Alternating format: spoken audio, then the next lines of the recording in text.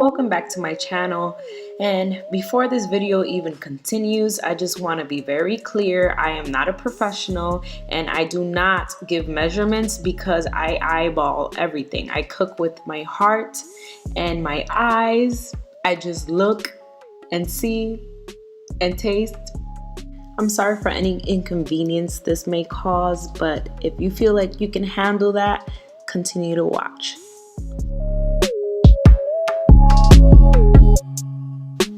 So here I'm showing you all that I used. Some paprika, Creole seasoning. That's thyme, fresh thyme, however you like to say it. Minced garlic that I made myself. Turkey sausage.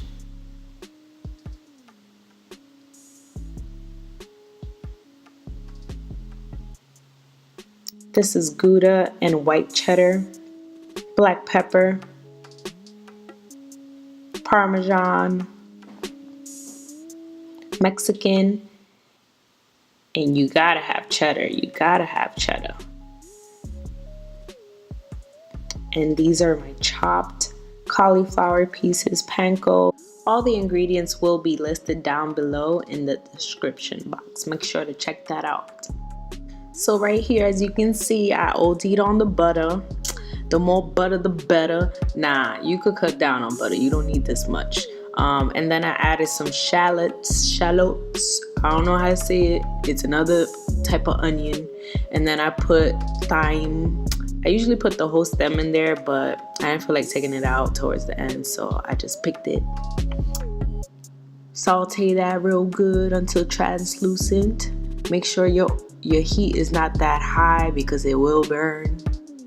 And then, what else did I do?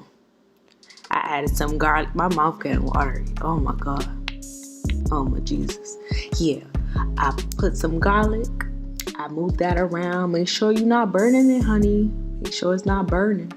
You don't want that to burn. It's gonna taste so bad. I added my sausage. Where my sausage? There you go. I added my sausage. You could put bacon instead of sausage. You don't have to put a meat if you're vegetarian or whatever you call it, vegan, whatever. And then I put some black pepper and some of my bouillon powder, chicken bouillon.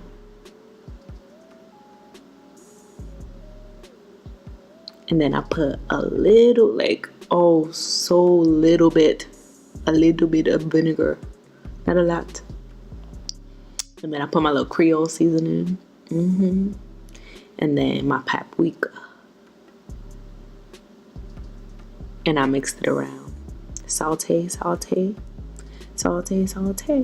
I'm so annoying.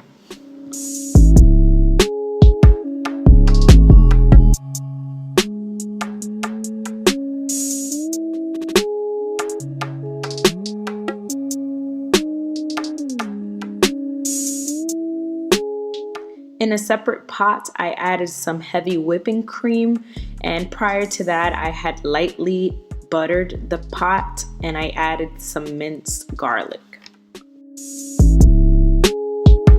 Once I was done stirring, I added my cheese, all 3 cheeses except my Mexican blend. Cheese and milk can easily burn on high heat, so make sure you're continuously stirring it and making sure that it doesn't get too hot. I kept mine on about low. This part is really optional. I added more black pepper and the Creole seasoning. You don't have to though, I'm just extra. Because I used block cheese, it took longer to melt in the cream. I recommend only using shredded cheese. And make sure you're continuously stirring it and letting it thicken up.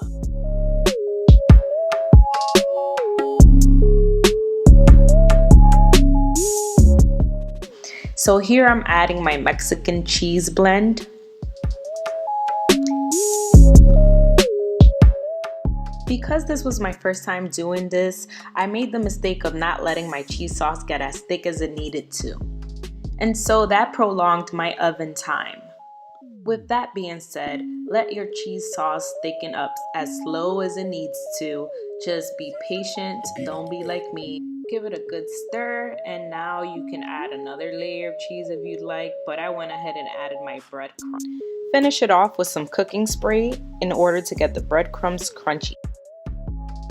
If for some reason you missed my warning earlier in this video and your cheese sauce comes out soupy, you have to leave it in for about 45 minutes. You do not want to do that.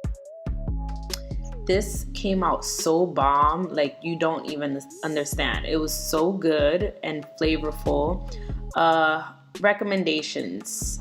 What I learned is the sauce. You already know how I felt about that. And also maybe cut down on the butter amount you put in oil, because the cheese and the milk is very fatty. So you might want to cut down on some oil. I know for next time. And what else? Yeah, it was epic. It was amazing. My man loved it, and I hope you will too. Thank you for watching.